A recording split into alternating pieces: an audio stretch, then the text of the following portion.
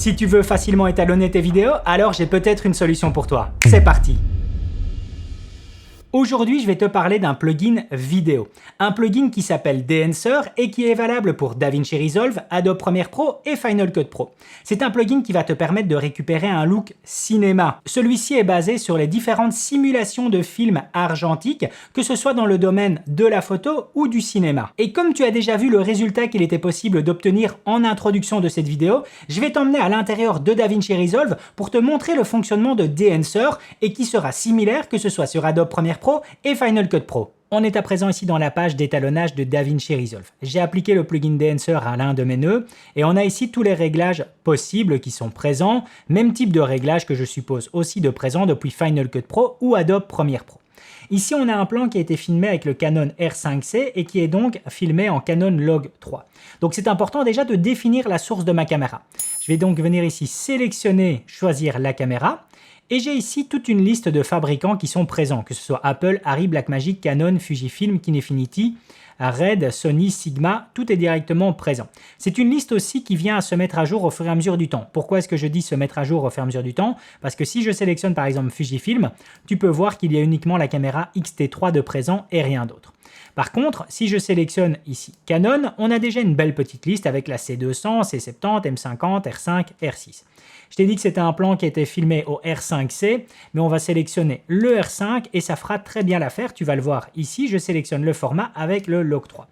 Déjà, ce qui est important, c'est que je récupère une conversion au niveau de mon log qui est assez incroyable. Donc, si je zoome ici au niveau des teintes de peau, tu peux voir que j'ai une justesse qui est assez folle. Donc, rien que pour le type de conversion qui est effectué, ça fonctionne déjà très très bien. C'est important à souligner parce qu'il y a pas mal de plugins en tout cas qui effectuent des conversions au niveau du log et le résultat est juste catastrophique. Ici, c'est pas le cas. Donc ça, c'est assez dingue.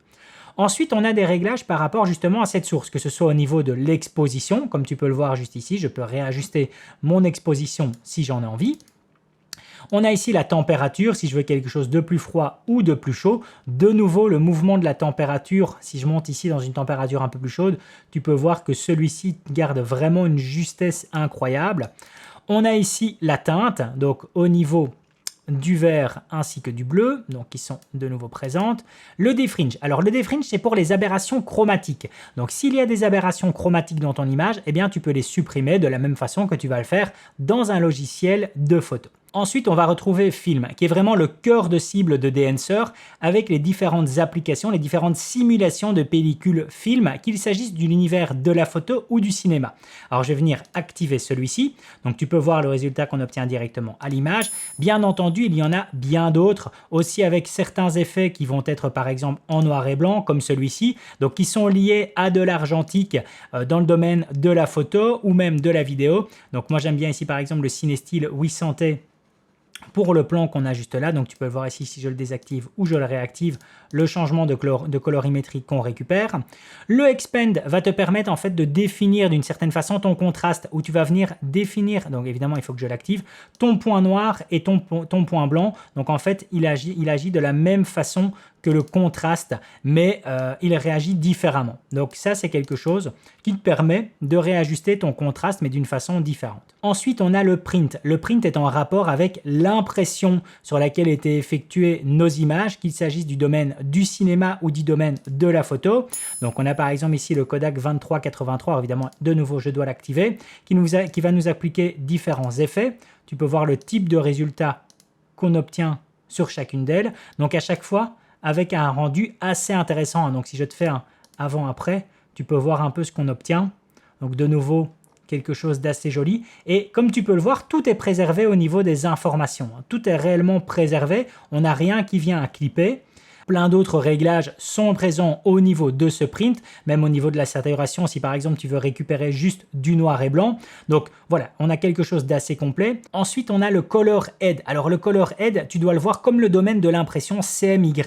Pour celles et ceux qui font de l'impression au niveau du domaine de la photo, eh bien il faut le voir sur le même type que du CMY. Donc CMY, c'est cyan, magenta et yellow, donc yellow pour jaune, et dans lesquels tu vas venir en fait réajuster. Alors évidemment, je dois aussi l'activer, où tu vas venir venir réajuster canal par canal les différentes applications. Donc au niveau par exemple ici du jaune-bleu, du magenta-vert ainsi que du cyan-rouge. Si tu cliques sur gang, eh bien en fait ça s'applique sur l'ensemble. Comme tu peux le voir ici, ça vient à s'appliquer sur l'ensemble de tous. Donc de nouveau là tu peux choisir ce que tu veux. L'impact, ça c'est si tu veux justement déterminer l'opacité de l'effet que tu viens d'appliquer. Je le désactive. Je continue à descendre pour arriver au niveau du grain.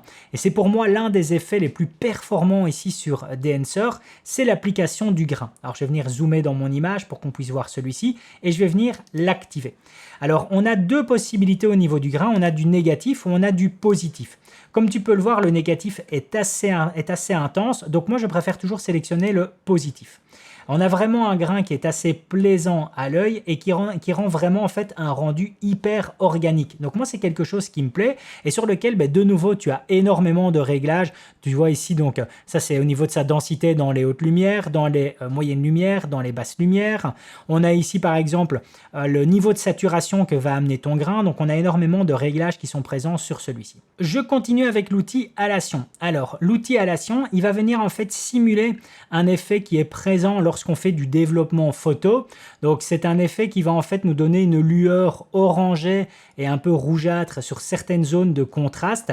Donc ici par exemple, on va venir que ça va venir accentuer le rouge donc avec le soleil qui était présent dans son oreille. Si je l'active, on peut voir que je récupère un peu de saturation. Donc on rajoute en fait de la lueur sur ces zones de contraste. Même chose au niveau de son visage, hein, c'est un petit effet qui est présent. Donc c'est très léger, mais par contre suivant le type d'image que tu vas venir utiliser sur laquelle il y a par exemple beaucoup de zones de contraste, eh bien ça peut être un peu plus présent. Donc très intéressant aussi à voir comme effet. Je continue ici avec le bloom, qui est aussi l'un de mes effets préférés parce qu'en fait, tu vas venir simuler l'effet d'un filtre de diffusion. Donc de nouveau, je vais venir ici au niveau de son visage et je vais venir l'activer. Voilà, donc on peut le voir juste ici, donc au niveau par exemple de son cou, derrière ses oreilles, etc., qu'on a cette diffusion qui vient être présente. Donc je l'active et réactive.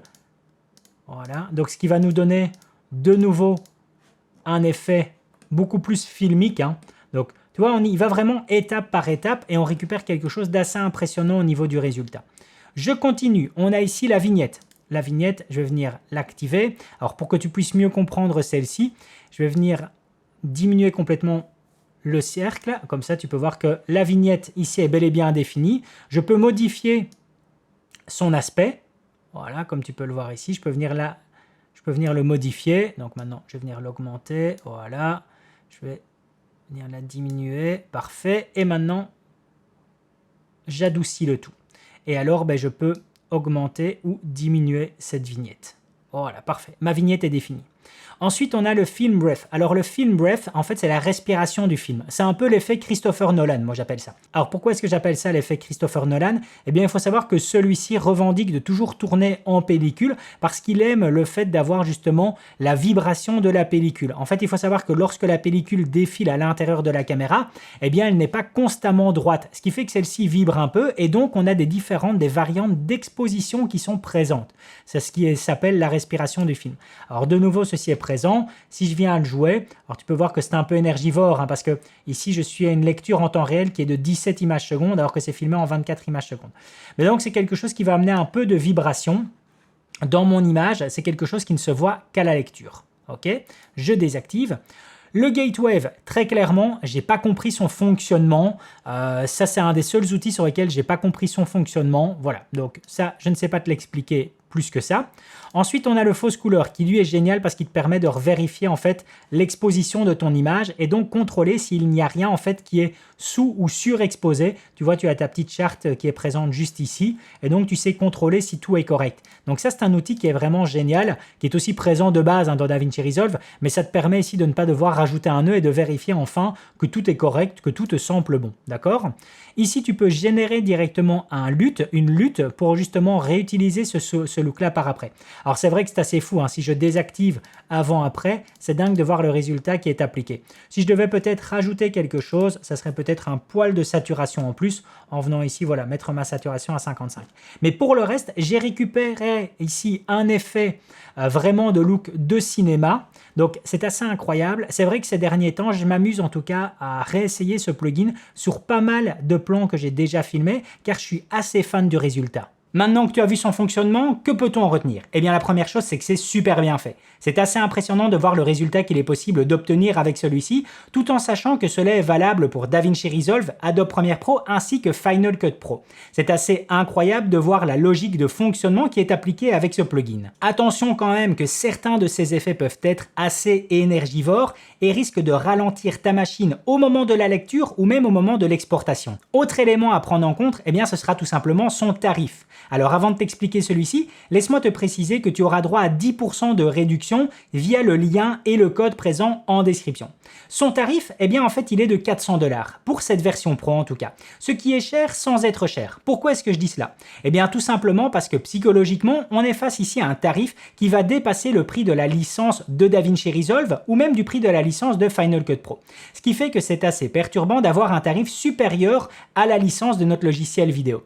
Néanmoins, c'est un tarif qui se justifie par la recherche qui est effectuée en amont, le développement, ainsi que la continuité sur le développement des mises à jour, avec par exemple la mise à jour des listes de caméras pour le type de conversion suivant le log qu'on va utiliser. Et pour encore mieux le comprendre, c'est quelque chose qu'il faut en fait essayer. L'avantage, c'est qu'il y a une période d'essai qui est disponible lorsqu'on vient à télécharger le plugin, ce qui fait qu'on peut mieux se rendre compte du fonctionnement, de son utilité et surtout si cela correspond à nos besoins. Car c'est certain, c'est uniquement utile si on recherche un look cinéma. Ce n'est pas quelque chose que je vais venir utiliser pour une face caméra sur YouTube. Cela ne me sera d'aucune utilité, ou en tout cas, je ne pense pas. Par contre, si tu recherches un look cinéma, alors là, tu trouveras certainement ton bonheur.